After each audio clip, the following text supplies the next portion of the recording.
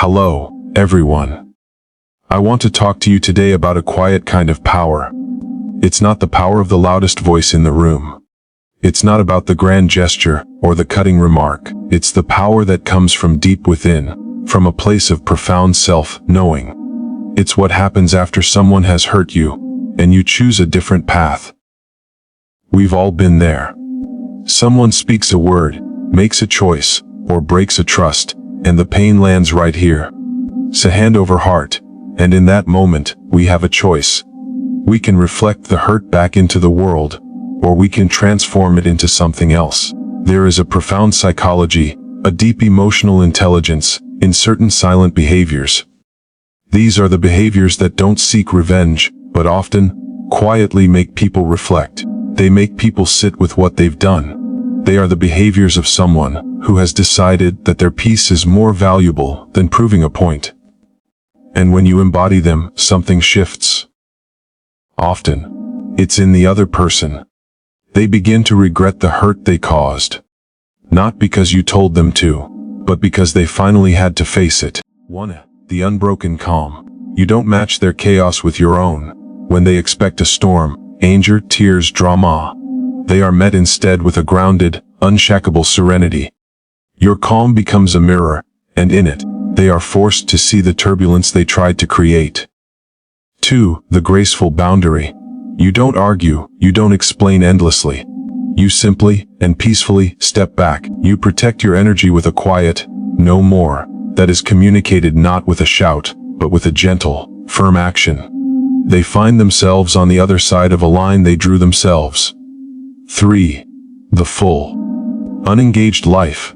You don't wait for them to see your pain. You invest in your joy. You are seen thriving, growing, laughing, and building a beautiful life without them. Your radiant wholeness is the quietest, most powerful question mark hanging over their hurtful actions. 4. The absence of need. You make it clear, through your demeanor, that you do not need their apology, their validation, or their presence to be complete. When they realize they cannot control your emotional peace, their power over you, and their excuse for hurting you, vanishes. 5. The compassionate witness. You look at them not with anger, but with a kind of sorrowful understanding, as if you see the woundedness in them that caused the hurt.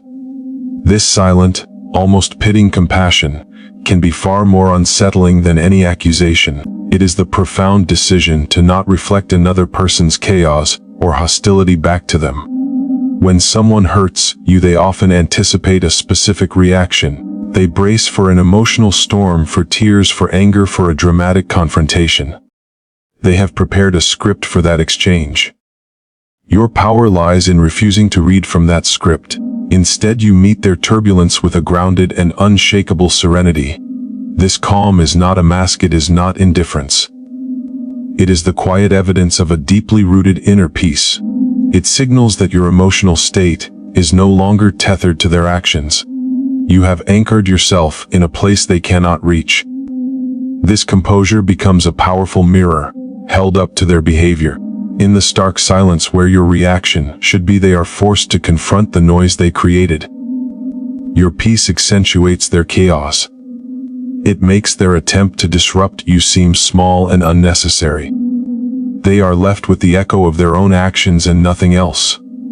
There is no argument to win, no drama to fuel, just the unsettling quiet of their own reflection. This silent behavior communicates a monumental truth, that you are governed by your own spirit, not by their transgressions.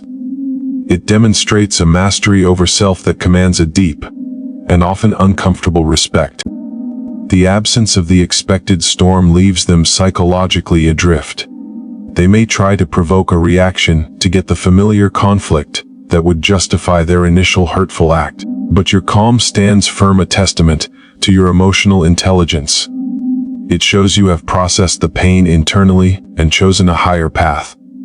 This quiet strength often becomes the very first seed of regret, for in the face of your unbroken peace, they cannot avoid seeing the instability they tried to project onto you. This is the quiet art of self-protection, communicated not through confrontation, but through deliberate and peaceful action. It is the moment you stop explaining, and start embodying your worth. When hurt occurs, there is often a temptation to negotiate your pain, to plead for understanding, or to tirelessly explain why a behavior was unacceptable.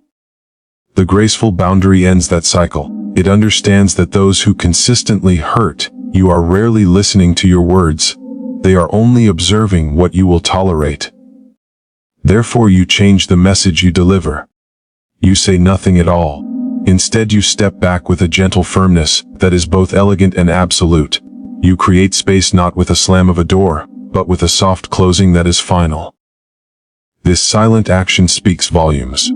It declares that your peace is non-negotiable, and your presence is a privilege they have compromised.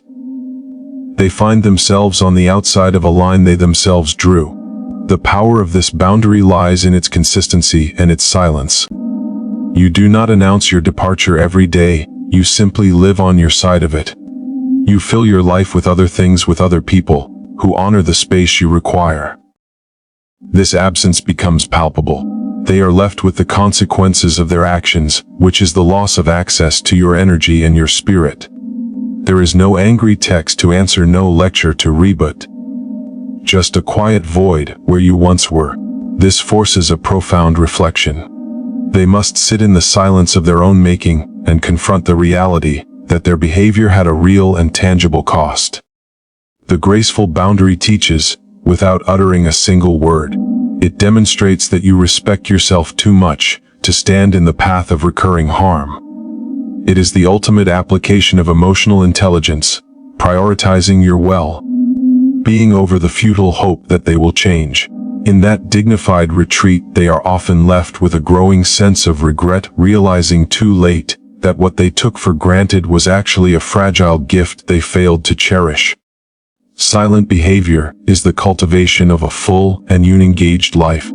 This is the most luminous response to hurt, the decision to invest not in your pain, but unequivocally in your own joy and expansion. You consciously refuse to atrophy in the shadow of what was done to you. Instead, you turn your focus and your energy inward and outward toward building a reality that is vibrant and compelling. You are seen thriving not because you want to be seen, but because you are genuinely engaged in the act of living.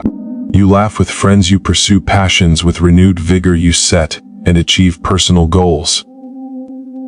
Your life becomes a tapestry of meaningful experiences woven without the threat of the person who caused you harm. This radiant wholeness acts as a quiet but profound question mark hanging over their hurtful actions. It silently asks, if their intention was to diminish you, why are you so visibly amplified? Your happiness becomes an anomaly they cannot reconcile with the narrative they may have built. They witness your peace, your growth, your light continuing undimmed, and it challenges the very significance of their transgression. This behavior demonstrates a supreme emotional intelligence because it severs the parasitic link between their past action and your present state. You reclaim your narrative entirely. You are not the person who was hurt, you are the person who healed, who built, who flourished. This is not a performance of indifference, it is the authentic result of choosing yourself. The regret that can stir in another comes from witnessing this self-contained universe you have created.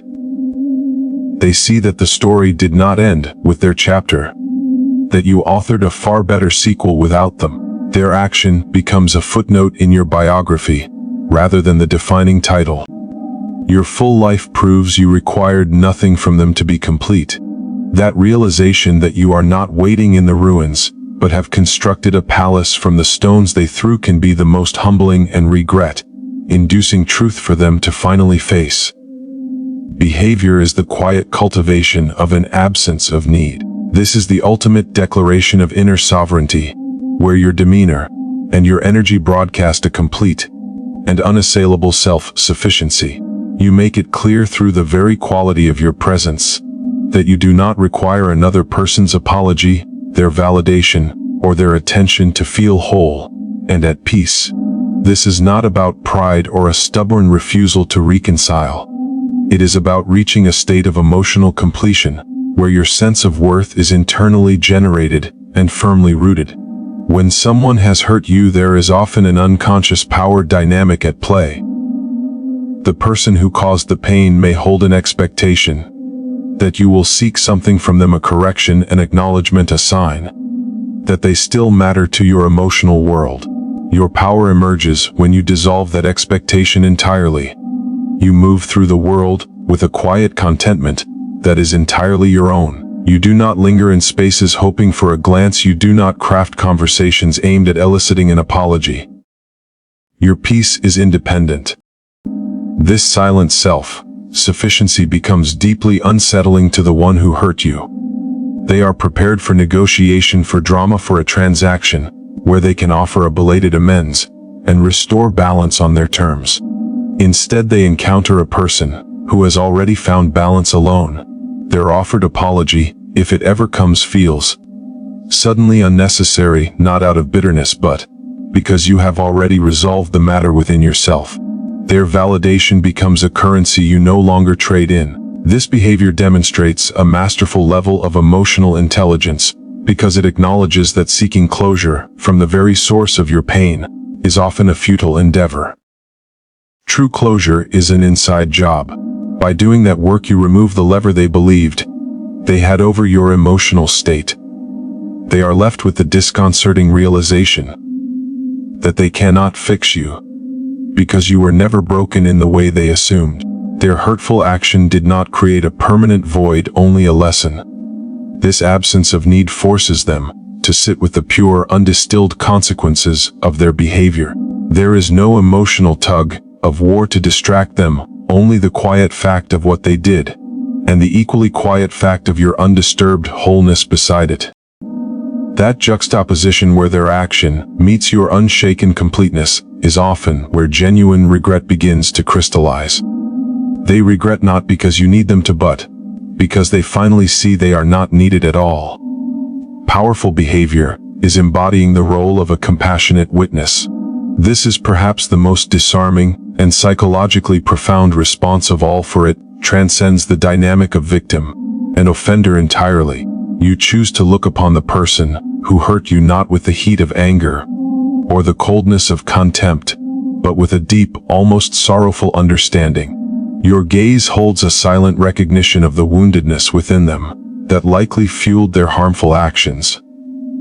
This is not about excusing their behavior, which remains accountable and wrong. It is about perceiving the chain of pain that often precedes a hurtful act.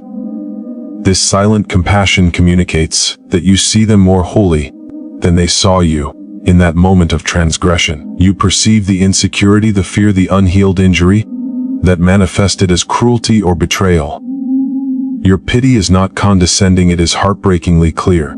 It conveys that you understand they were in a prison of their own making when they lashed out. This demeanor is incredibly unsettling because it refuses to engage on the level of conflict they may expect. Anger can be met with anger, blame can be met with counter-blame. But compassionate understanding meets their hostility with a silent, profound sadness that it had to come to this. It places you in a position of unassailable emotional maturity. You become a mirror that reflects back not their aggression, but their own inner lack of peace. They are forced to confront not what they did to you, but what they reveal about themselves. This behavior requires immense emotional intelligence, because it necessitates separating the person from their action long enough to witness the human frailty beneath it. It means holding your own pain in one hand, and this clear-eyed understanding in the other. The regret this can foster in another is of a deeper, more unsettling variety. It is not merely regret for causing pain, but regret for being seen so clearly and compassionately in a moment of their own weakness.